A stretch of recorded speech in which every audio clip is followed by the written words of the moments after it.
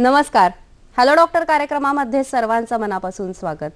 Hello doctor हा आपला आरोग्यविषयक विशेष कार्यक्रम आहे, ज्यामध्ये तुम्ही तुमच्या आरोग्यविषयक प्रश्नांचं तज्ज्ञ डॉक्टरांकडून मार्गदर्शन घेऊ शकता, ते सुद्धा अगदी घर बसल्या. आजचा कार्यक्रम प्रायोजित कार्यक्रम आहे. विषय आहे मधुमेह आणि आयुर्वेद. भारताची जगाला देणगी म्हणजे आयुर्वेद आणि योग. आयुर्वेदामध्ये प्रत्येक व्यक्तीच्या प्रकृतीनुसार, ऋतुमानानुसार, अगदी प्रदेशानुसार कोणता आहार आणि विहार केला पाहिजे याबद्दल विस्तृत विवेचन दिसतं, जे आपण अवलंबन केलं तर आजच्या चुकीच्या जीवनशैलीमुळे होणारे अनेक आजार आपण टाळू शकतो. आयुर्वेदाचा मूळ उद्देशच ॲक्च्युली स्वस्थस्य स्वास्थ्य रक्षणम आणि आतुरस्य विकार प्रशमनम असं आहे. म्हणजेच स्वस्थ व्यक्तीचं स्वास्थ्य रक्षण करणं हे आयुर्वेदाचा प्रमुख उद्देश आहे. आणि त्यातून जर आजार झालाच तर त्याच्यावर औषधोपचार सुद्धा सांगितलेला आहे. मधुमेह म्हणजे नक्की काय आहे, मधुमेहावरील औषधोपचार, पंचकर्म, त्याचे पथ्यापथ्य कोणते आहेत आणि मधुमेहामुळे होणारे इतर जे कॉम्प्लिकेशन्स आहेत त्यांवर काय चिकित्सा लिहिलेली आहे याबद्दल विस्तृत संशोधन आयुर्वेदामध्ये झालेलं आहे. आणि या विषयावरच आज आपण मार्गदर्शन घेऊया. या विषयावर आपल्याला मार्गदर्शन करतील प्रख्यात आयुर्वेद चिकित्सक वैद्य समीर गोविंद जमदग्नी. नमस्कार डॉक्टर, तुमचं या कार्यक्रमामध्ये स्वागत. नमस्कार. वैद्य समीर जमदग्नी हे आयुर्वेदाचार्य आणि आयुर्विद्या पारंगत आहेत. गेली 30 वर्ष ते पुणे, मुंबई, कोल्हापूर येथे यशस्वीरित्या आयुर्वेद चिकित्सा करत आहेत. Nargis Dutt memorial cancer hospital Barshi आणि विश्ववती आयुर्वेद रुग्णालय कोल्हापूर येथे आयुर्वेद विभागाचे ते प्रधान चिकित्सक आहेत. Critical illnesses, kidney diseases, cancer, infertility आणि ऑटिझम यांवर चिकित्सा करण्यात त्यांनी विशेष प्रावीण्य मिळवलेलं आहे. दर्शको, आजच्या कार्यक्रमाचा विषय आहे मधुमेह आणि आयुर्वेद. आणि या विषयावर तुम्हाला जे प्रश्न विचारायचे असतील ते प्रश्न विचारण्यासाठी तुम्हाला लागतील आमचे दूरध्वनी क्रमांक. आमचे दूरध्वनी क्रमांक असे आहेत: 022 हा मुंबई बाहेरच्या प्रेक्षकांनी STD कोड डायल करायचा आहे. मोबाईल धारकांनी सुद्धा हा कोड डायल करायचा आहे. आमचे 2 नंबर्स आहेत. प्रथम क्रमांक 24908050, द्वितीय क्रमांक 24988050. या दूरध्वनी क्रमांकांवर संपर्क साधून आपण आमच्या कार्यक्रमामध्ये थेट सहभागी होऊ शकता. जास्तीत जास्त प्रश्न आम्ही नेहमीच आमच्या कार्यक्रमामध्ये घेण्याचा प्रयत्न करत असतो, म्हणून फोन करताना कृपया आपल्या TV संचाचा आवाज कमी ठेवावा. प्रश्न हा विषयाला अनुसरून थोडक्यात आणि सलग विचारावा. आजच्या कार्यक्रमातील तज्ज्ञ वैद्य समीर जमदग्नी यांच्याशी थेट संपर्कासाठी त्यांचा पत्ता, दूरध्वनी क्रमांक आणि वेबसाईट आम्ही दुसऱ्या विश्रांतीनंतर आणि कार्यक्रमाच्या शेवटी दाखवणारच आहोत, ह्याची आपण नोंद घ्यावी. याशिवाय मोबाईल कॅमेराने पत्ता जरूर टिपून घ्यावा. नमस्कार सर, पुन्हा एकदा आजच्या कार्यक्रमामध्ये स्वागत. आजचा जो आपला विषय आहे मधुमेह, खरं हा खूप विस्तृत विषय आहे आणि आजकालच्या आपण जीवनशैलीमध्ये बघतोय की भारत ही जवळजवळ मधुमेहाची राजधानी होण्याकडे कल आहे, कारण जास्तीत जास्त रुग्ण आजकाल आपल्याला मधुमेहाचे दिसतात. पण मला सांगा की मधुमेहाबद्दल प्रथमतः हा आयुर्वेदामध्ये काय सांगितलेलं आहे?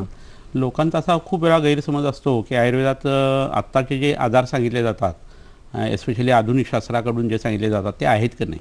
तर पहिली गोष्ट अशी आहे की त्रिदोषवाद हा जो सांगितला आहे आयुर्वेदात, त्याच्यानुसार कोणताही नवीन आलेला आजार, जुना आजार आणि नवीन येऊ घातलेले आजार याचं वर्णन हे आयुर्वेदाच्या या 3 दोषांच्या हिशोबाने जर बघितलं तर सगळीकडे ते वर्णन आपल्याला मिळू शकतं आणि त्यावरची औषधी मिळू शकतात. फक्त वर्णनचं असं नाही आहे. प्रकर्षण मेहती म्हणजे ज्याच्यामध्ये भरपूर आणि सातत्याने लघवीला होते असा आजार म्हणजे प्रमेह असं म्हटलं गेलेलं आहे. आणि सामान्यम लक्षणम तेषां प्रभुता विलमूत्रता असं एक सूत्र सांगितलेलं आहे. म्हणजे लघवीला गडूळपणा असणं आणि भरपूर मोठ्या प्रमाणावरती लघवी होणं, रात्री नक्तमूत्रता म्हणजे रात्री लघवीला जायला लागणं, अशी लक्षणं सांगितलेला एक आजार आहे तो म्हणजे प्रमेह. आणि त्याच्यामध्ये कफाचे 10 प्रकार सांगितलेले आहेत, संबंधांनी वर्णन केलेलं आहे. आणि मधुमेह म्हणजे मधासारखी किंवा गोड लघवी होणं आणि दाट लघवी होणं असा जो प्रकार आहे तो वाताच्या 4 प्रकारापैकी एकामध्ये सांगितलेला आहे. तर ह्याचा निसंशयपणे संबंध जो आहे तो मधुमेहाशी आहे, ज्याला आत्ता आपण डायबिटीज मिलिटस असं म्हणतो. रक्तामध्ये साखर वाढलेली आहे आणि लघवीमध्येही साखर आहे असं ज्यावेळेला दिसतं त्यावेळेला आधुनिक शास्त्राचे लोक त्याला मधुमेह असं म्हणतात. तर हा आणि आयुर्वेदाचा मधुमेह हा थोडा वेगळा आहे, पण त्याचं वर्णन आणि त्याच्यापेक्षा कितीतरी वेगवेगळ्या पद्धतीचं वर्णन जे आहे ते 20 प्रकारच्या प्रमेहांचं वर्णन आयुर्वेदाने करून ठेवलेलं आहे. तर हे सगळं लक्षात घेत असताना माणसाच्या शरीरात प्रमेहाची उत्पत्ती कशी होते हे बघणं खूप गरजेचं आहे.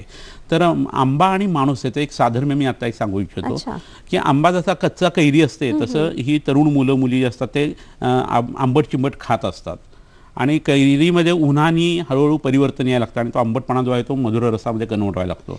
तसं वय थोडंसं वाढलं की या माणसांच्या शरीरामध्ये साखर यायला लागते आणि नंतर आंबा पिकून सडतो.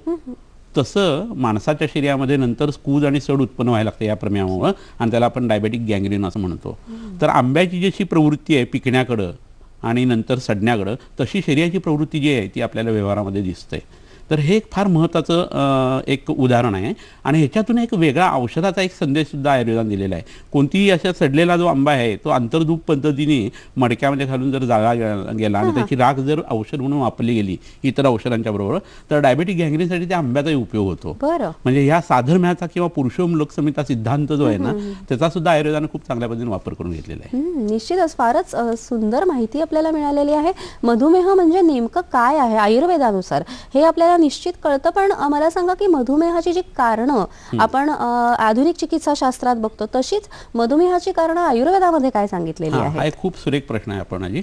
कसं आहे आस्या सुखम स्वप्न सुखम दधिनी असं सांगितलेलं आहे. म्हणजे तोंडाचं सुख म्हणजे काय खाण्याचं सुख भरपूर घेणारे लोक असतात आणि त्यामुळे हा श्रीमंताचा आजार असा बऱ्याच वेळा म्हटलं जातं. गरीब लोकांनाही नो डाऊट तो होतो पण चुकीच्या पद्धतीने खाणं अतिशय गोड खाणं कफकारक पदार्थ खाणं दही खूप खाणं रात्री दही खाणं दह्याला फोडणी देऊन खाणं हे सगळे जे प्रकार आहेत ना ते खूप पाणी पिणं विनाकारण लोकांची अशी समजत असते पण पाण्याचंही लोक पचन व्हावं लागत असतं आणि तुमच्या शरीरामध्ये जर पाणी जास्त गेलं तर पृथ्वी अधिक जल या दोन महाभूतातून कफाची उत्पत्ती आहे आणि कफ जेवढा तुमच्या शरीरात जास्ती निर्माण होईल तेवढं मधुमेह होण्याची संप्राप्ती किंवा पॅथॉलॉजी आहे ती होऊ शकते.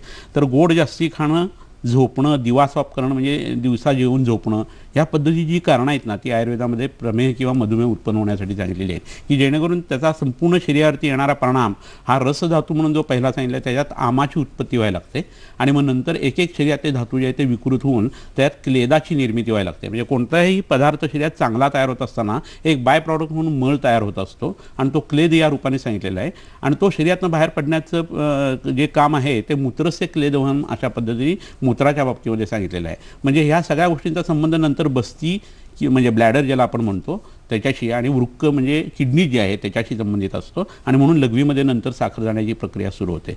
तर ही कारणं खूप महत्त्वाची आहेत. त्यामुळे व्यायाम करायला पाहिजे वेळेवरती झोपायला पाहिजे वेळेवरती उठायला पाहिजे खाण्याचे नियम जे आहेत ते पाळायला पाहिजे गोड जे आहे ते एका लिमिटपर्यंत खायला पाहिजे या सगळ्या गोष्टी ज्या आहेत त्या करणं खूप गरजेचं आहे. निश्चितच प्रभू ताविल मूत्रता असं तुम्ही मगाशी एक श्लोक सांगितलं.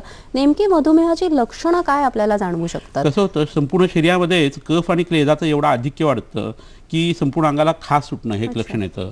पुन्हा दंतादिनाम मलाढ्यत्वम प्रागरूपम पाणीपादयोः दाह चिकन्नता देहे त्रुट सादस्य जयते असं एक सूत्र सांगून ठेवलेलं आहे. जे संपूर्ण दातांच्या ठिकाणी बहिर्मुख स्रोतस्स किंवा बाहेरची जी छिद्र आहेत माणसाची त्या ठिकाणी खास सुटणं आग होणं त्याच्या ठिकाणी क्लिन्नता किंवा ओलेपणा उत्पन्न होणं अंग खादवत असताना सुद्धा त्या ठिकाणी ओलेपणा जाणवणं त्याच्यानंतर लघवीची प्रवृत्ती जी आहे ती खूप वाढायला लागणं अशा पद्धतीची जी लक्षणं आहेत ती त्याच्यामध्ये पहिल्यांदा यायला सुरुवात होते.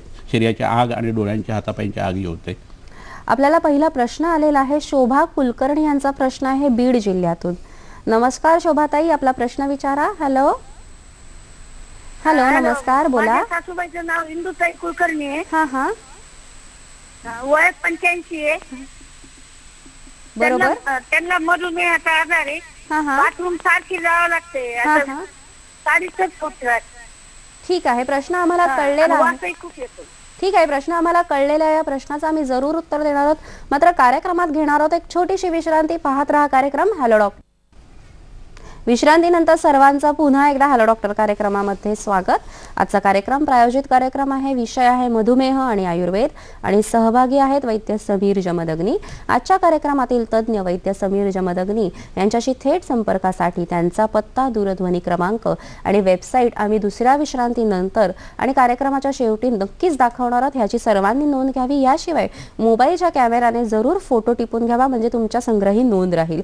सर ब्रेकमध्ये जाण्यापूर्वी शोभाताई कुलकर्णी यांचा फोन होता त्यांना काय सांगाल तुम्ही? बरोबर आहे. आता वय वर्ष 85 असल्या कारणानं आणि ती स्त्री असल्या कारणानं बऱ्याच वेळेला ह्या वयामध्ये काय होतं गर्भाशय जे आहे ते खाली सरकतं आणि गर्भाशय खाली सरकल्या कारणानं ब्लॅडरवरती किंवा बस्तीवरती दाब येतो आणि त्यामुळे सतत मूत्रप्रवृत्तीची भावना होते. फ्रिक्वेन्सी जास्ती असते पण प्रत्येक वेळेला क्वांटिटी युरिनची बाहेर पडेल असं काही नसतं. तर पहिल्यांदा स्त्री तज्ज्ञ वैद्याकडनं तिने तपासून घ्यावं की असं गर्भाशय खाली सरकलेलं नाही आहे ना ते. दुसरं म्हणजे ह्या वयामध्ये कसं होतं की अंगावरती बुरशीजन्य पदार्थ खूप वाढतात कारण इम्युनिटी कमी झालेली असते आणि त्यामुळे अंगावरती फंगस वाढतं. त्यामुळे युरिनच्या जागेला जर फंगस इन्फेक्शन जर झालेलं असेल किंवा काही त्वचा विकार असतील तर त्याच्यामुळे सुद्धा अशी मूत्रप्रवृत्ती किंवा वारंवार लघवी होऊ शकते. आणि मग तिसरं त्यांच्या बाबतीतलं कारण आहे ते म्हणजे मधुमेह. हे 3 असण्याची शक्यता आहे. तर मधुमेह हे जर कारण असेल तर त्यासाठी जी औषधं आयुर्वेदामध्ये सांगितलेली आहेत ती देणं हे तर योग्य आहे. त्याच्यामध्ये चंद्रप्रभा वटी नावाचं जे औषध आहे त्यांनी ते तुपावरती घेणं हे गरजेचं आहे आणि गरम पाण्यावरती. आणि त्या जागेला जर काही त्वचा विकार झालेला असेल तर यवक्षार किंवा खाण्याचा सोडा जो आहे तो गरम पाण्यामध्ये घालून ती जागा त्यांनी धुवावी आणि नंतर करंज्याचं तेल गरम करून त्या ठिकाणी लावणं हे इष्ट ठरेल. गर्भाशय जर खाली आलेला असेल तर पेरूच्या पानाचं एक तेल बनवता येतं, बहुबीज तेल असं म्हणतात त्याला. आणि त्याचा बोळा किंवा टॅम्पून जो आहे तो पारीच्या जागेत जर त्यांनी ठेवला तर त्यांची ही तक्रार कमी येण्याची शक्यता आहे. तर हे तिन्ही प्रयोग त्यांनी करून बघावेत किंवा जवळच्या तज्ज्ञ वैद्याचा सल्ला घ्यावा. निश्चितच. आयुर्वेदातील एक वनस्पती गुळवेल, या गुळवेलीबद्दल आपण आता माहिती घेऊया. गुळवेल ही वनस्पती आहे. गुळवेलीच्या ओल्या ताज्या कवळ्या पानांना धणे, जिरे व तुपाची फोडणी देऊन भाजी करून खाल्ल्यास वातरक्त, आमवात हे सांध्यांचे आजार, मधुमेह, रक्तदाब, त्वचारोग आणि कॅन्सरच्या रुग्णांना अतिशय फायदा होतो. मधुमेहाविषयी आपण कारणं बघितली, लक्षणं बघितली, तसा प्रश्न एक मनात येतो की मधुमेह हा अनुवंशिक असतो का? बरोबर आहे. तर मधुमेह हा बऱ्याच लोकांना अनुवंशिक आहे असं आढळून येतं आणि बऱ्याच लोकांना तो म्युटेशन व्हेरिएशन होऊन जसं एकदम आजार उत्पन्न होतात तसं बऱ्याच लोकांना त्यांचं खाणं पिणं वागणं चुकीचं झाल्या कारणानं त्यांच्या शरीरामध्ये मधुमेहाची उत्पत्ती होऊ शकते. पण बऱ्याच वेळेला मधुमेह जो आहे तो अनुवंशिक असतो. आईला आणि वडिलांना या दोघांना जर मधुमेह असेल तर मुलांना होण्याची शक्यता जास्ती आहे. आता सगळे मृदू शरीरातले जे घटक आहेत ते आईपासून येतात. कारण आईला जर मधुमेह असेल ना तर मुलाला आणि मुलीला येण्याची शक्यता ही जास्ती असते. वडिलांना असेल तर त्या मानाने तो येण्याची शक्यता ही कमी असते. हे आयुर्वेदाचं मूलतत्व आहे.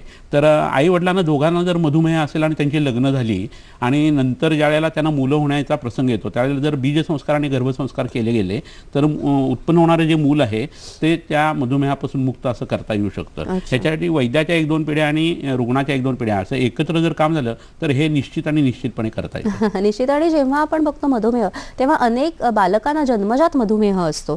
तर मग ह्याचा काय संबंध आहे? आधुनिक शास्त्रानुसार त्याचे 2 प्रकार केले जातात, टाईप 1 आणि टाईप 2 वगैरे. आयुर्वेदानुसार ते जन्मजात विकृती जी आहे त्याच्यानुसार ते बघायला लागतं. आणि आयुर्वेदात असं सांगितलं की जन्मजात विकृती येण्याची जी कारणं आहेत त्याच्यामध्ये वियोनी विकृताकारा जयंत विकृत ही मलही असं सांगितलं. इथं मल हा शब्द हा त्रिदोष ह्या हिशोबाने आहे. तर शरीरातले वात पित्त कफ हे जर बिघडलेले असतील त्या बाळाच्या शुक्रशोणी संयोगाच्या वेळेला जे सीमेन किंवा शुक्रजंतू आणि स्त्रीबीज एकत्र येत असताना जर प्रकृती घडत असताना त्यामध्ये काही जर विकृती आली गेली तर अशा पद्धतीचा मधुमेह हा दिसतो. पण त्याच्यामध्ये बऱ्याच वेळेला काय होतं तहान किंवा तृष्णा हे लक्षण जास्ती आढळतं आणि नंतर पॉलियुरिया किंवा लघवीला खूप होणं हे घडतं. तर आम्ही तो आजार तृष्णा या हिशोबाने बघतो किंवा सोमरोग ह्या हिशोबाने बघत असतो. तर हे एक वेगळेपण जे आहे ते ट्रीटमेंटचं राहतं. आणि लहान मुलांना किंवा जन्मजात विकृती असलेल्या लोकांना मधुमेहाची ज्यावेळेला विकृती असेल त्यावेळेला ह्या पद्धतीचा विचार केला जातो. 12 वर्षापर्यंत साधारण हे 12 वर्षाच्या मुलांना हे जास्ती आढळतं. बऱ्याच वेळा आधी ताप येऊन जातो आणि नंतर मग मधुमेहाची लक्षणं दिसायला लागतात. बऱ्याच वेळा जुलाब खूप होऊन जातात. बऱ्याच वेळा अँटीबायोटिक घेतली जातात आणि नंतर हा प्रकार दिसतो.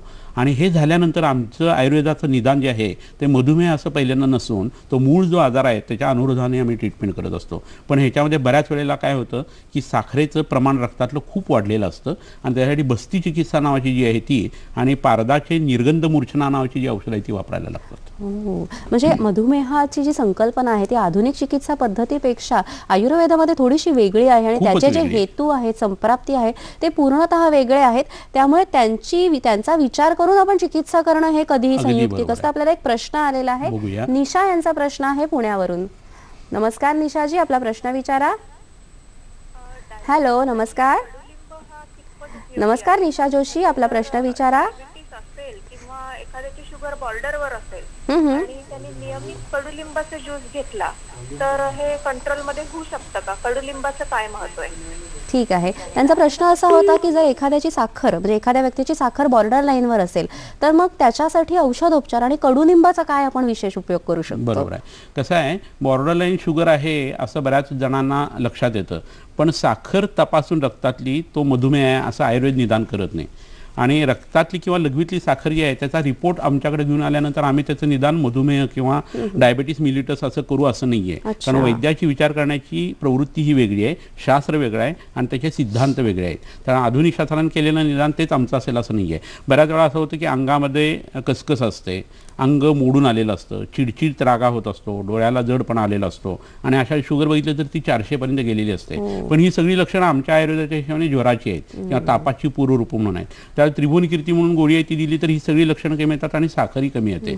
याचा अर्थ तुम्ही असा मुळीच धरू नका की प्रत्येक मधुमेही वाढलेल्या साखरेसाठी त्रिभुवन कीर्ती वापरता येईल. एक उदाहरण म्हणून तुम्हाला दिलं. आणि अशी 25 ते 30 निदानं आहेत की ज्याच्यामध्ये डायबिटीस मिलिटसची लक्षणं किंवा रक्तामध्ये साखर असणं आणि लघवीमध्ये साखर असणं हे दिसून येतं. तर हे आयुर्वेदाचं वैशिष्ट्य आहे आणि हे भारतीय लोकांनी समजून घेणं खूप गरजेचं आहे. आता त्यांचा आत्ताचा जो प्रश्न आहे त्याच्यामध्ये बॉर्डरलाईन शुगर असताना त्यांनी फक्त अन्न जे आहे ते चावून जरी घ्यायला सुरुवात केली तरी फरक पडणार आहे. तुम्ही असं लक्षात घ्या की 300 पर्यंत तुमची ब्लड शुगर आहे आणि तुम्ही जर अन्न फक्त चावून घ्यायला सुरुवात केली 32 वेळा घास चावून तरी तुमची शुगर जी आहे ती 150 पर्यंत येऊ शकते. हे तोंडात घास चावायचा असतो हेच मधुमेही लोक विसरून जातात. वाघ मागं लागल्यासारखं त्यांचं जेवण असतं आणि 5 ते 7 मिनिटांमध्ये जेवण आटोपलं जातं. तर हे व्हायला नाही पाहिजे. आता कडुलिंबाच्या बाबतीत तुम्हाला सांगतो की कोणताही कडू पदार्थ हा साखर कमी करतो हे ठीक आहे, पण त्याचा अतिरेक करणं हे आयुर्वेदाने सांगितलेलं नाही आहे. कारण निंबस्तिक्त रसा हा शितो लघु श्लेष्मास्त्र पित्तनोत असे त्याचे गुण सांगितलेले आहेत. आणि कडूपणा जर खूप तुम्ही पोटात घेतला तर साखर कमी येते पण शरीरातला वात वाढतो आणि वात वाढल्यानंतर तुमच्या किडनीला किंवा डोळ्याला किंवा हृदयाच्या रक्तवाहिन्यांना धक्का पोहोचू शकतो. हे तुम्ही लक्षात घ्या. कोणतीही गोष्ट हे दुधारी शस्त्र असतं, आपण जसं वापरतो त्याच्यानुसार ते ठरत असतं. त्यामुळे योजक असतं तर दुर्लभ आहे, तुम्ही लक्षात घ्या. आणि अंधानुकरण कुणाचंही तुम्ही करू नका, वैद्याचा सल्ला घ्या. एस्पेशली आयुर्वेदिक औषधं घेताना तुमची जीवनशैली बदला तर तुम्हाला त्याचा फायदा होईल. निश्चितच. आणि तुम्ही हे अगदी बरोबर बोलात की आयुर्वेद हे व्यक्तिगत शास्त्र आहे. म्हणजे एका व्यक्तीला एखाद्या औषधाचा उपयोग झाला असेल तर त्या दुसऱ्या व्यक्तीला त्याच औषधाने गुण येईल हे काही गरजेचं नाही. अनेक वेळेला आपल्याला घरगुती उपाय विचारले जातात. त्यामुळे मधुमेहामध्ये आपण कोणत्या भाज्या वगैरे काही खाऊ शकतो का की ज्याने आपल्याला कंट्रोल येऊ शकतो? बरोबर आहे. मी इथं मुद्दाम काही भाज्या आणलेल्या आहेत आणि त्या आपण माझ्या मते दाखवूया. मधुमेहातील काही वनस्पतींच्या बद्दल आपण आता माहिती घेऊया. मधुमेहामध्ये अनेक वनस्पतींचा आपण उपयोग करू शकतो त्यांविषयी आपण आता माहिती घेऊया. कारण अनेक वेळेला आपण घरच्या घरी सुद्धा काही औषधींचा उपयोग केला तर त्यानुसार आपल्याला मधुमेहाची जी रक्तशर्करा नियंत्रण आहे त्यामध्ये पुष्कळ फायदा होऊ शकतो. आणि हे आपल्या आजूबाजूला परिसरात मिळणाऱ्या वनस्पती आहेत त्यांच्या आपण भाज्या करूया. ही पहिली वनस्पती ह्याच्यातली जी दिसते आता आपल्याला ही सगळ्यांना माहीत असलेली मेथीची भाजी आहे. आणि ही मेथीची जी भाजी आहे ती जर तुम्ही बघितली तर ती कडू लागते हे तुम्हाला सगळ्यांना माहिती आहे. पण ह्याच्यात हरितद्रव्य भरपूर मोठ्या प्रमाणावरती आहे. आणि ही जर भाजी करून खाल्ली गेली तर मधुमेहाच्या लोकांना रक्तातली साखर कमी येणं हे तर होतंच, पण लघवीतली साखर सुद्धा याने उत्तम पद्धतीने कमी येते. आणि अंगारची जी खाज आहे किंवा बुरशी वाढणं जे आहे ते याने उत्तम पद्धतीने कमी होतं. तर दुसरी वनस्पती ह्याच्याबरोबर मी एक आणलेली आहे ती दाखवतो. ही जी वनस्पती ही भारंगी नावाची वनस्पती आहे, भारंगी. आणि ही खोकल्यासाठी अतिशय उत्कृष्ट आहे. इथं मूळ जर खोलून बघितलं तर फुफ्फुसाचे जसे 2 भाग दिसतात ना तसे ह्याचे मुळाचे भाग दिसतात. आणि हे फुफ्फुसावरती जाणारं अतिशय उत्कृष्ट औषध आहे. पण ह्याची भाजी जर करून खाल्ली आणि त्याच्यात जर मुगाची किंवा हरभऱ्याची डाळ ओली जर घातली किंवा शेंगदाणा जो आहे आतला मोग काढून जर घातला तर ही अतिशय रुचकर लागते. आणि दमेगिरी माणसाला, खोकल्याच्या लोकांना, उचक्या ज्यांना सारख्या लागतात, पोटात ज्यांना वात धरतो, ज्यांची साखर जी आहे ती 350च्या घरामध्ये आहे, अशा लोकांनी जर ही भाजी खाल्ली ना तर त्याचा परिणाम त्यांच्या रक्तातल्या साखरेवरती येतो आणि लघवीतल्या साखरेवरती येतो. त्याच्याबरोबरीनं TB सारखं आधी इन्फेक्शन त्यांना होऊन गेलेलं आहे आणि नंतर मधुमेह झालेला असेल तर ही वनस्पती अतिशय उत्कृष्ट काम करते. हृदयावरती झालेला परिणाम जो आहे मधुमेहाचा तो सुद्धा ह्या वनस्पतीच्या भाजीने खूप चांगल्या पद्धतीने काढता येत असतो. अशी ही पुढची वनस्पती आहे. आणखीन एक वनस्पती इथं मी आणलेली आहे ती मुद्दाम तुम्हाला दाखवू इच्छितो. ही जी वनस्पती इथं दिसते तर ही तांदूळजा किंवा तांदळी नावाची वनस्पती आहे. हा एक प्रकार असा आहे की ज्याच्यामध्ये तांबडा माठ, राजगिरा, काटेमाठ आणि ही तांदळी अशी ही वनस्पती आहे. ही विंचवाच्या विषासाठी सुद्धा अतिशय उत्कृष्ट उपयोगी पडते. अतिशय थंड ही वनस्पती आहे आणि प्रवाहाचं शोधन किंवा शुद्धी ह्याच्यामध्ये केलेली आहे. आणि ह्या वनस्पतीचा जर वापर तुम्ही केला तर मधुमेही लोकांना वृक्कावरती किंवा किडनीवरती उत्पन्न होणारा जो परिणाम होऊन क्रिएटिनिन आणि ब्लड युरिया वाढते, तर ह्या आजाराचं उत्पत्तीच होऊ नये याच्यासाठी ही वनस्पती जी आहे ती भाजीच्या स्वरूपात खाणं हे उपयोगी आहे. आणि ह्याच्यात एक करायचं की ह्याचं मूळ जे आहे ना ते सुद्धा भाजीमध्ये वापरायचं. मूळ आपण शक्यतो काढून टाकतो, देठ काढून टाकतो, तर तसं या वनस्पतीच्या बाबतीत करू नका, कारण मूळच तिथं जास्ती उत्तम औषधी असं उपयोगी आहे. त्याच्याबरोबर आणखीन एक वनस्पती इथं आहे ती तुम्हाला दाखवतो. ही भूम्यामलकी किंवा भुईअवळी नावाची, बरोबर आहे. तर ही भूम्यामलकी किंवा भुईअवळी नावाची वनस्पती आहे. पानं चिंचेसारखी दिसतील आणि पानाच्या खाली छोटे छोटे आवळ्यासारखे फळं लागलेली असतात. अतिशय छोटी वीतभर वाढणारी ही वनस्पती आहे. तर ही यकृताला उत्कृष्ट उत्तेजना देते. हृदयाचा जो श्वास आहे म्हणजे कार्डियाक अस्थमा ज्याला म्हणतात त्याच्यासाठी ही वनस्पती खूप उपयोगी आहे. आणि ज्यावेळेला मधुमेहामध्ये साखर वाढून हृदयाचा झटका येतो त्याला स्वीट हार्ट अटॅक असं म्हणतात, कारण त्याच्यामध्ये कळा येणं ही प्रक्रियाच नसते. सिम्पॅथेटिक आणि पॅरासिम्पॅथेटिक नर्ववरती परिणाम झाल्यानंतर जी लक्षणं उत्पन्न होतात ती सुद्धा यांनी खूप उत्तम पद्धतीने कमी करता येतात. ह्याच्याबरोबर आणखीन एक वनस्पती इथे आहे ती म्हणजे गुळवेल, गुडूची. आणि या गुळवेलीची पानं जी आहे ती खुडून जर त्याची भाजी केली गेली मगाशी सांगितली तशी, आणि या सगळ्या वनस्पतीने जर गाईच्या तुपाच्या फोडण्या जर दिल्या तर त्याचा उत्कृष्ट उपयोग होतो असं लक्षात येतं. गाईच्या तुपाचं पण महत्त्व प्रचंड आहे आयुर्वेदामध्ये. आपण पुढचा प्रश्न घेणार आहोत. राजेश यांचा प्रश्न आहे बीडवरून. नमस्कार राजेशजी, आपला प्रश्न विचारा. नमस्कार. हॅलो. राजेश जाधवर. आणि आमच्या आईला मधुमेह झालेला आहे. त्यांचं वय आता 42 आहे. तर फॅमिलीमध्ये सर आम्हाला कोणालाच झालेला नाहीये मधुमेह, तो अनुवंशिक नाहीये, तर तो पूर्णपणे बरा होऊ शकतो का? ठीक आहे राजेशजी, आपला तुमचा प्रश्न आम्हाला कळलेला आहे. या प्रश्नाचं वैद्य जमदग्नी जरूर उत्तर देतील. मात्र कार्यक्रमामध्ये घेणार आहोत एक छोटीशी विश्रांती. विश्रांतीनंतर आपण वैद्य जमदग्नींचा फोन नंबर आणि पत्ता बघणार आहोत. लवकर परत या. कार्यक्रमात घेतो एक छोटीशी विश्रांती. विश्रांतीनंतर सर्वांचं पुन्हा एकदा हॅलो डॉक्टर कार्यक्रमामध्ये स्वागत. आजचा कार्यक्रम प्रायोजित कार्यक्रम आहे. विषय आहे मधुमेह आणि आयुर्वेद आणि सहभागी आहेत वैद्य समीर जमदग्नी. कार्यक्रमामध्ये पुढे जाण्यापूर्वी वैद्य समीर जमदग्नी यांच्याशी थेट संपर्कासाठी त्यांचा पत्ता, दूरध्वनी क्रमांक आणि वेबसाईट आम्ही दाखवणार आहोत. तो तुम्ही मोबाईल कॅमेऱ्यातनं टिपून घ्या. दूरध्वनी क्रमांक आहे 020 2443 0259. दुसरा क्रमांक 09595 810 727. तिसरा क्रमांक 080 87 347 921. मधुमेह आणि आयुर्वेदाविषयी जेव्हा आपण बोलतोय तेव्हा आपण जांभळाचा महत्त्व सुद्धा अनन्यसाधारण आहे. जांभूळ बीजाविषयी आपण माहिती करून घेऊया. जांभळाच्या फळांचा रस काढून 21 दिवस काचेच्या बाटलीत ठेवावा. हा रस गाळून घेऊन तयार झालेले विनेगर 2-2 चमचे गरम पाण्यासह घेतल्यास स्थूलपणा कमी होण्यास मदत होते. जांभळाचे बी उगाळून लावल्यास चेहऱ्यावरील वांग सुद्धा कमी होतात आणि मुरम आणि पुटकुळ्या सुद्धा कमी होतात. जांभळाचे सेवन लोहभस्मासह 125 मिलीग्राम केल्यास जांभळाचे सेवन लोहभस्माबरोबर 125 मिलीग्राम केल्यास अनेक आजारांना आपण प्रतिबंध करू शकतो. सर, ब्रेकमध्ये जाण्यापूर्वी राजेश यांचा प्रश्न होता बीडवरून, काय सांगाल त्यांना? त्यांच्या म्हणणं असं होतं की त्यांच्या घरी अनुवंशिक असा मधुमेहाचा त्रास नाही आहे, तर त्यांच्या आईला आता तो झालेला आहे. मुलांना तो होण्याची शक्यता असते. खाणं पिणं वागणं हे जे आहे ती जीवनशैली जवळच्या वैद्यांच्याकडनं त्यांनी समजून घ्यायला पाहिजे. त्यांचा असा प्रश्न होता की मधुमेह हा पूर्णतः बरा होतो का? तर मधुमेह हे लक्षण म्हणून आयुर्वेद बघतो, आजार म्हणून ज्या वेळेला बघतो त्यावेळेला त्याला इतर एजन्सीज खूप मदत करत असतात की ज्याच्यामुळे तो आजार उत्पन्न झालेला असतो. तर लघवीच्या संबंधांचा हा जो त्रास आहे आणि रक्ताच्या संबंधांचा जो त्रास आहे त्यासाठी पथ्य पाळणं आणि त्याच्यावरती व्यायाम करणं, प्राणायाम करणं आणि त्याच्यावरती औषधं घेणं असा जर प्रकार केला गेला तर तो आजार आहे तिथं थांबू शकतो. तुम्ही असं लक्षात घ्या की आजाराचे 4 प्रकार आयुर्वेदाने सांगितलेले आहेत. एक सुखसाध्य आजार म्हणजे सर्दी पडसं खोकल्यासारखा. दुसरा कष्टसाध्य आजार म्हणजे त्याच्या मागं वैद्याला आणि पेशंटला दोघांनाही लागायला लागतं. आणि तिसरा जो आजार असतो तो याप्य म्हणजे जोपर्यंत आयुष्य आहे आणि पथ्यान राहतो तोपर्यंत तो आजार जो आहे कंट्रोलमध्ये राहतो. आणि चौथा जो असतो तो म्हणजे असाध्य आजार म्हणजे कॅन्सर, एड्ससारखे बरेचसे आजार किती आपण वैद्यांनी औषधं दिली तरी एका लिमिटपर्यंत त्याचा परिणाम येतो. तर मधुमेह हा आजार याप्य या कॅटेगरीतला येणार आहे असं जुन्या ऋषीमुनींनी ज्यांनी वनस्पतीची औषधं वापरले त्यांनी सांगितलेलं आहे. पण रसौषधी जी आहे त्याच्यामध्ये मात्र हा आजार जो आहे तो साध्य होऊ शकतो असं सांगितलेलं आहे. त्यामुळे रसौषधीचा वापर जवळच्या वैद्यांच्याकडनं करून त्यांनी त्यांच्या आईंची तब्येत सुधारून घ्यावी. निश्चितच. आणि जेव्हा आपण सर मधुमेहाविषयी बोलतो तेव्हा मधुमेहाचा इतर आजारांशी काही संबंध असू हा शकतो खूप का? सुंदर प्रश्न आहे. असं लक्षात घ्या की आपण काही गोष्टींची बीज शरीरामध्ये पेरून ठेवत असतो आपल्या चुकीच्या कर्तृत्वानी, आणि बऱ्याच वेळेला त्याला आपलं वय किंवा मन हे सुद्धा कारण असतं असं नसतं, आणि निसर्गतः ह्या गोष्टी झालेल्या असतात. तर लहानपणी बऱ्याच मुलांना 3 वर्षाच्या आतमध्ये जे आजार होतात ना त्यात गोवर होतो, कांजिण्या होतात, बऱ्याच वेळेला कन्व्हल्जन्स किंवा फिट्स येतात, हिरवी शिला होते किंवा खूप खोकला आणि दमा सुरू होतो किंवा फिट्स येतात, कावीळ उत्पन्न होते, त्या काविळीचा परिणाम म्हणून सेरिब्रल पाल्सीसारखी लक्षणं येतात, मतिमंदत्व येतं. तर हे सगळे आजार जेव्हा 3 वर्षाच्या आतमध्ये घडतात तेव्हा त्याची बीजं जी आहे ती सुप्त अवस्थेमध्ये राहत असतात, आणि नंतर त्याचं मॅनिफेस्टेशन जे आहे ते वयाच्या 40शीला वगैरे मधुमेहामध्ये होऊ शकतं. तर हा विचार आयुर्वेदाचा विचार आहे आणि वेगळा विचार आहे.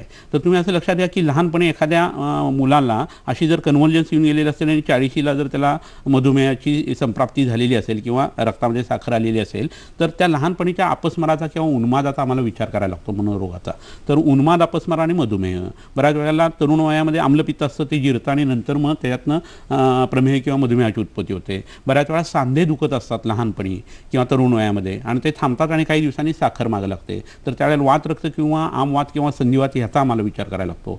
बऱ्याच वेळा लहानपणी स्थूलपणा खूप असतो, नंतर तरुण वयात तो कमी होतो, पण नंतर मात्र मधुमेहाची संप्राप्ती घडते, तर त्या स्थूलपणाशी त्याचा संबंध असतो. तर असे जवळजवळ 17 ते 18 आजार आहेत की ज्याच्यामध्ये मधुमेह हे लक्षण म्हणून येतं आणि 18-19व्या वेळेला तो मधुमेह नावाचा आजार असतो. तर लक्षण कोणतं आणि आजार कोणता हे वैद्याला पहिल्यांदा शहानिशा करायला लागते. आणि म्हणून मराठीमध्ये जिला शिवी म्हणतो आपण चिकित्सक, तर चिकित्सक ही मराठी शिवी आहे, पण चिकित्सक म्हणजे जो फार प्रश्न विचारतो आणि शेवटी निदान करतो असा माणूस म्हणजे चिकित्सक किंवा वैद्य आहे. तर हे करणारा जेवढा वैद्य असेल ना तेवढा तो जास्ती हुशार आहे असं म्हणायला पाहिजे.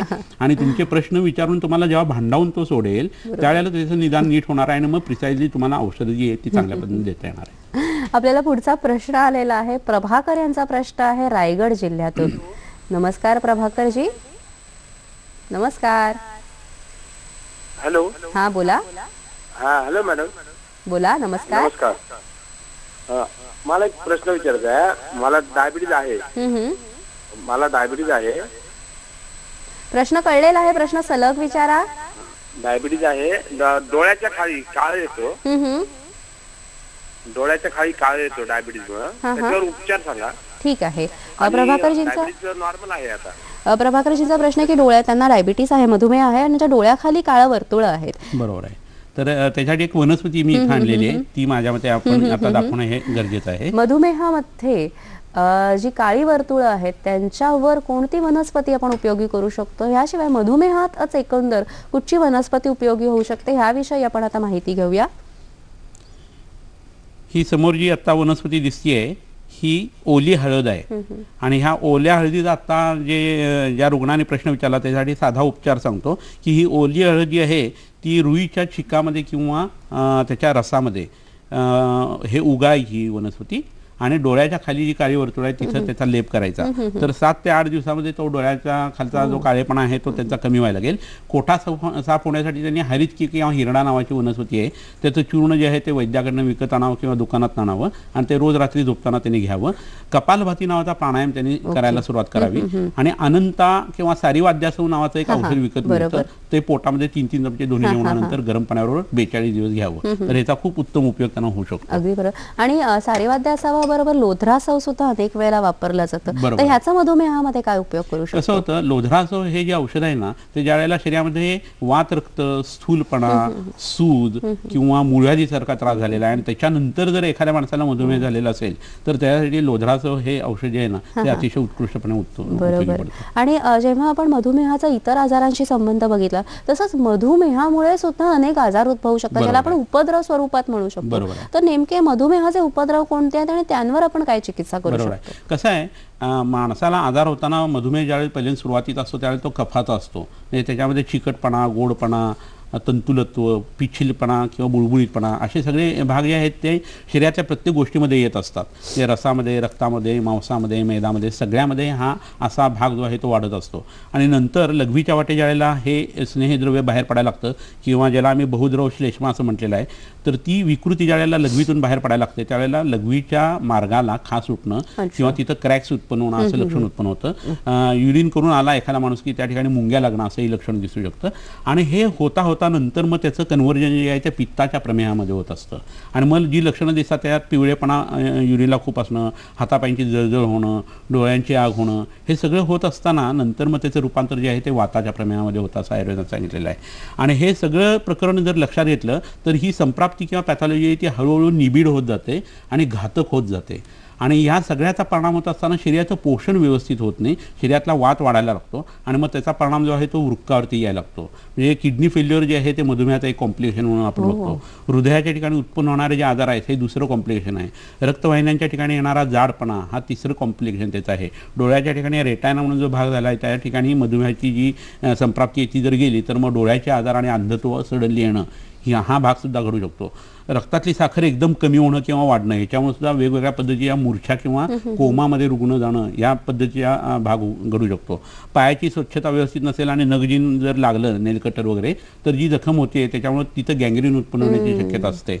तर हा सगळा भाग लक्षात घेताना हातापायातून वस्तू पडणं किंवा हातामध्ये आणि पायाला बधीरपणा येणं किंवा मुंग्या आल्यासारखं वाटणं ही सगळी लक्षणं जी आहेत ती पेरिफरल न्यूरोपॅथीसारखी व्यवहारामध्ये दिसायला लागतात.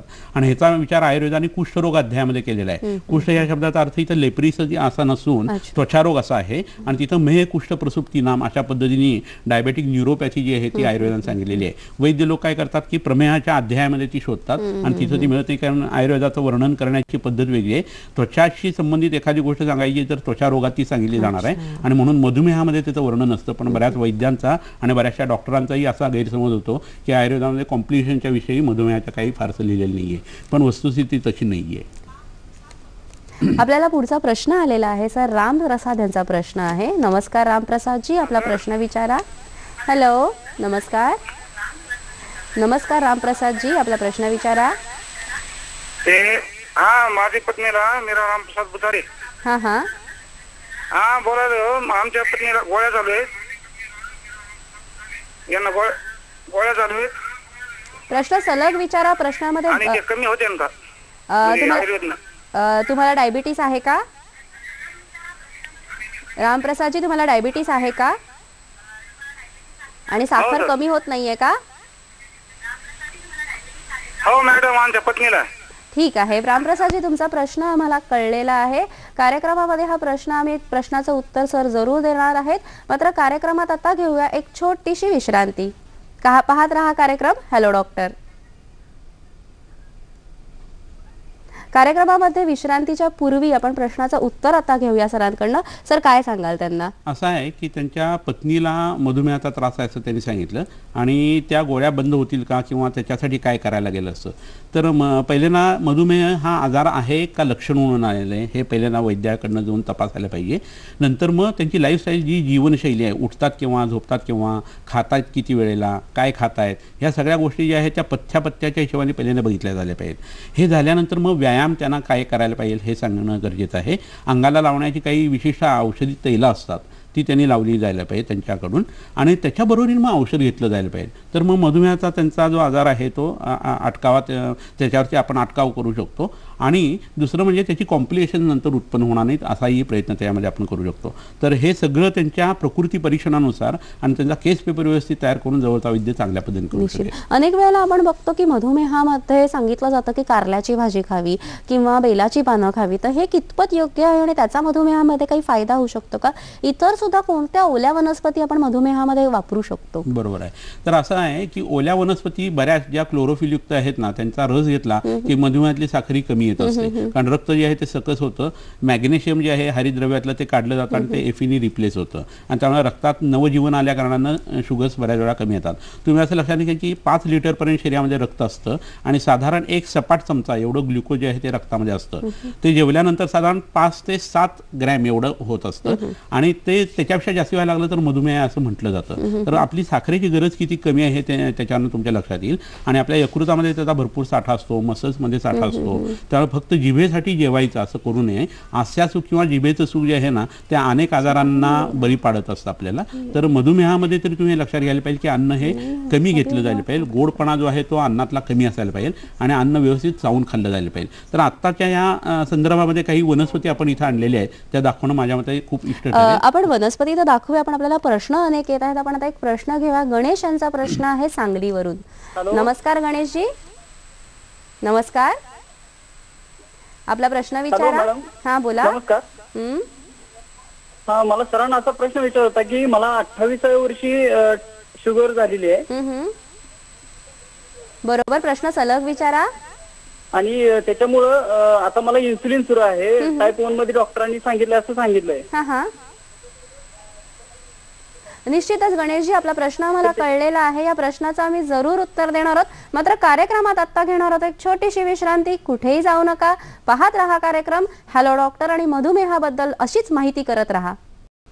विश्रांतीनंतर सर्वांचं पुन्हा एकदा हॅलो डॉक्टर कार्यक्रमामध्ये स्वागत. आजचा कार्यक्रम प्रायोजित कार्यक्रम आहे. विषय आहे मधुमेह आणि आयुर्वेद आणि सहभागी आहेत वैद्य समीर जमदग्नी. कार्यक्रमात पुढे जाण्यापूर्वी आपण पुढचा हॅलो डॉक्टरचा कार्यक्रम कोणता आहे तो पाहून घेऊया. सह्याद्री वाहिनीवरचा रविवार दिनांक 1 मार्च रात्री 8 वाजताचा थेट प्रसारण हॅलो डॉक्टर कार्यक्रम प्रायोजित कार्यक्रम आहे. विषय आहे मधुमेह आणि संयुक्त उपचार. सहभाग डॉक्टर अनिल पाटील, सूत्रसंचालन डॉक्टर अपर्णा राऊत. विश्रांतीपूर्वी गणेशांचा प्रश्न होता, त्या प्रश्नाचं उत्तर सरांकडून घेऊया. सर काय सांगाल त्याचं? कसं आहे, टाईप 1 डायबिटीस असताना जो काय आयुर्वेद विचार करतो त्याच्यामध्ये पाऱ्याच्या निर्गंध मूर्छना म्हणून जे असतात, रसपुष्प, रसकर्पूर, मुग्धरस अशी जी औषधं आहेत ना ती अल्प प्रमाणामध्ये म्हणजे 25 मिलीग्रॅम एवढ्या अल्प मात्रेमध्ये वापरायची असतात. जवळच्या वैद्यांचा ते त्याच्यासाठी सल्ला घेऊ शकतात. उद्वर्तनम कफहरम मेदथा प्रविलापनम स्थिरीकरण अंगानाम तो प्रसादकरम परम असं अंगाला उठणं लावण्याचे गुण जे आहे ते सांगितलेले आहे.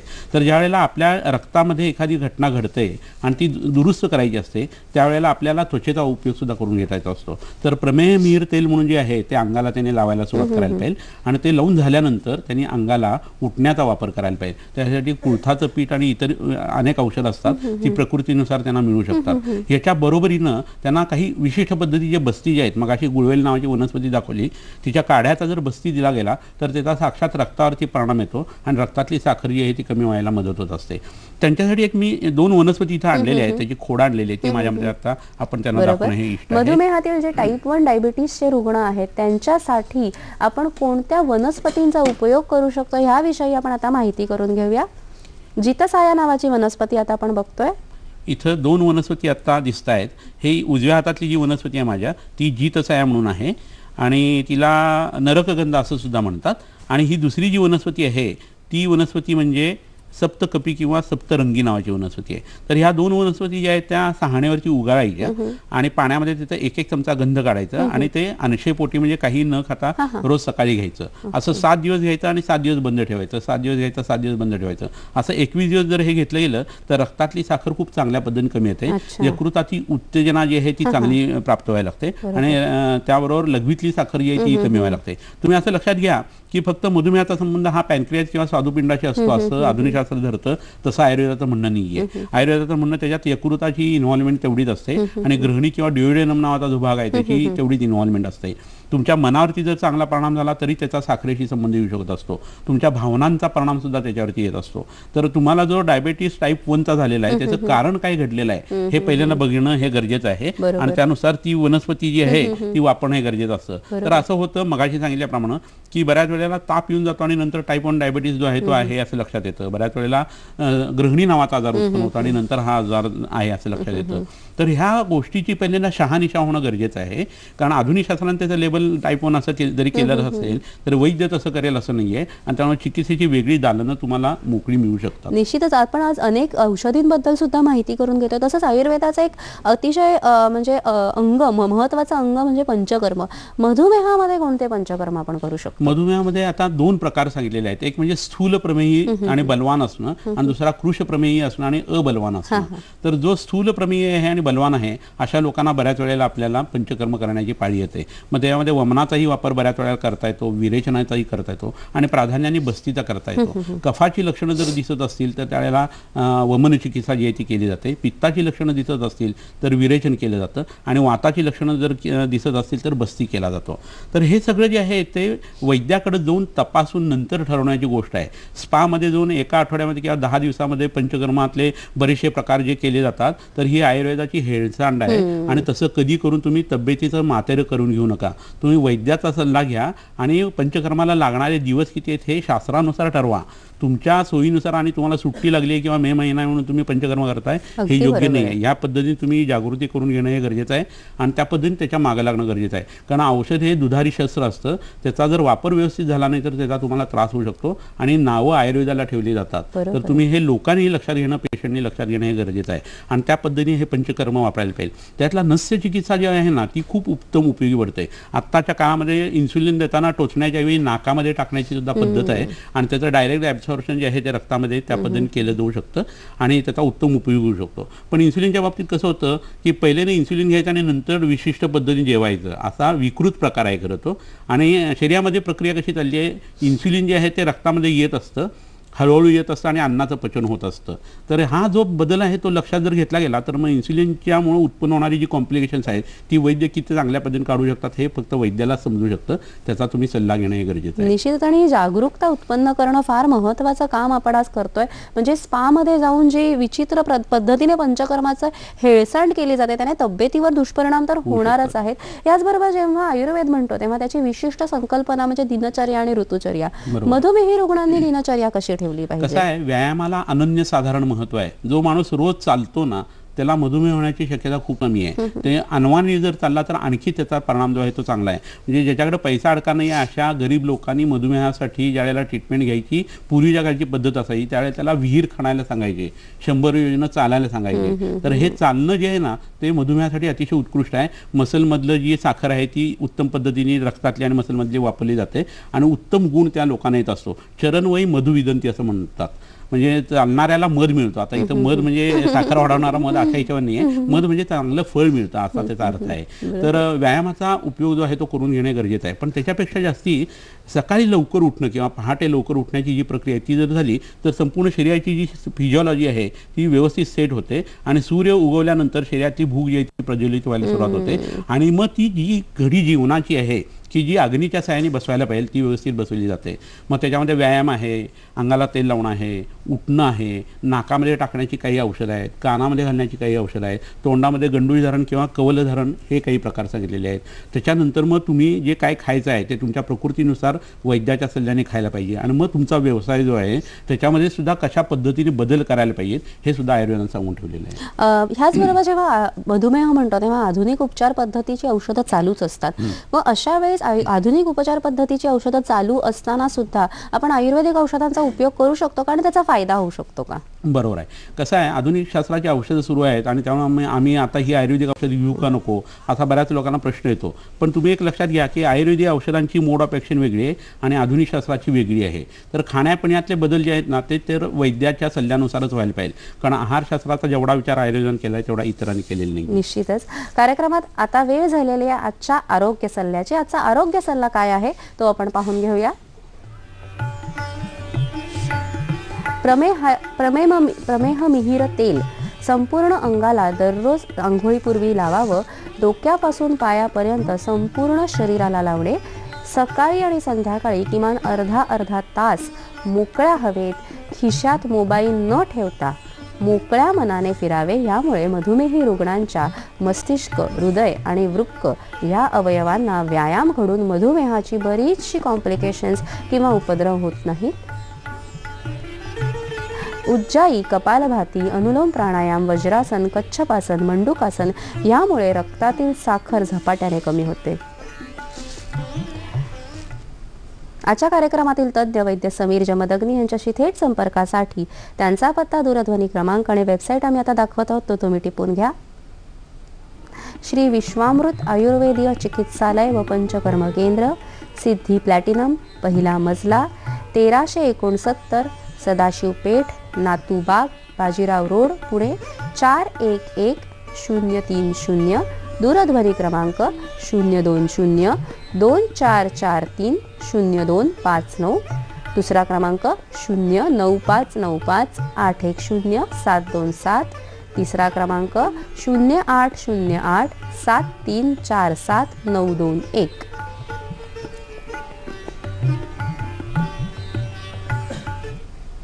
आजचा कार्यक्रम तुम्हाला कसा वाटला हे सुद्धा जाणून घेण्याची आम्हाला उत्सुकता आहे. याशिवाय ज्या डॉक्टर्सना आमच्या कार्यक्रमात प्रायोजित कार्यक्रम करायचा असेल त्यांनी आम्हाला जरूर संपर्क साधावा. आमचा पत्ता असा आहे: निर्माती हॅलो डॉक्टर, दूरदर्शन केंद्र, वरळी, मुंबई 400030. तुम्ही आम्हाला ईमेलद्वारे सुद्धा संपर्क साधू शकता. आमचा ईमेल आहे hellodoctor@gmail.com. मधुमेहाबद्दल जेव्हा आपण बोलत असतो तेव्हा अनेक वेळा चिंता हे मधुमेहाचं एक कारण आहे. तसंच व्यवसायाच्या संबंधित मधुमेहाचे काही कारण असू शकतात का? अगदी बरोबर आहे. कारण हा बैठा व्यवसाय असणाऱ्या लोकांना, खूप खादाडपणा करणाऱ्या लोकांना, त्यांना बहुभुज असा शब्द वापरला आहे संस्कृतमध्ये, अशा लोकांनाच हा आजार जास्त उत्पन्न होत असतो. तर हे एकदा उत्पन्न झाल्यानंतर दुरुस्त करणं खूप अवघड आहे. त्यामुळे आधीच त्याची ट्रीटमेंट करणं किंवा त्याची उपाययोजना करणं हे गरजेचं असतं. चिंता ज्यावेळेला जास्ती असेल त्यावेळेला ब्राह्मी तेलाची शिरोधारा आहे ती उपयोगी पडते.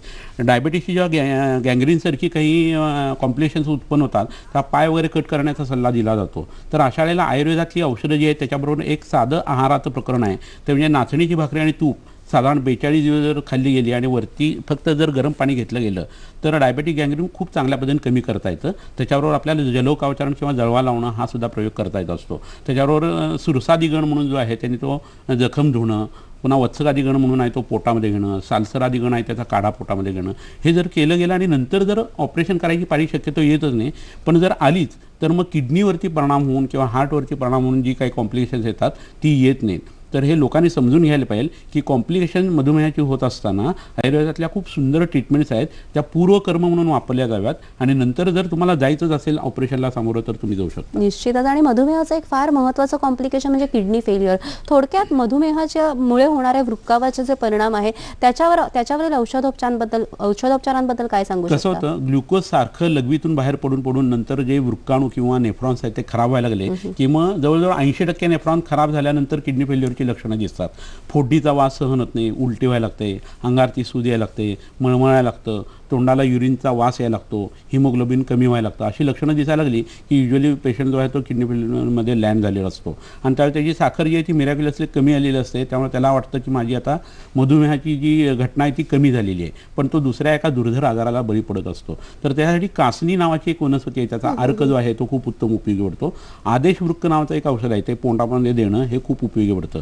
समुद्रफेन जो असतो तो आणि मोरस नावाची एक वनस्पती मुंबईच्या समुद्राच्या काठाला उगवते, त्या दोघांचं मिश्रण करून जर पोटात दिलं गेलं तर रक्तामध्ये लघवी वाढल्यामुळे उत्पन्न होणारा जो त्रास आहे तो सुद्धा उत्तम पद्धतीने कमी करता येतो. निश्चितच. आपण जेव्हा मगाशी दिनचर्येबद्दल माहिती करून घेतली, औषधोपचारांबद्दल माहिती करून घेतली, पंचकर्माबद्दल मधुमेहामध्ये काय केलं पाहिजे या संबंधी सुद्धा माहिती करून घेतली, नेमकं जाता जाता मला सांगा की मधुमेही रुग्णाने काय करावं आणि काय करू नये? बरोबर आहे.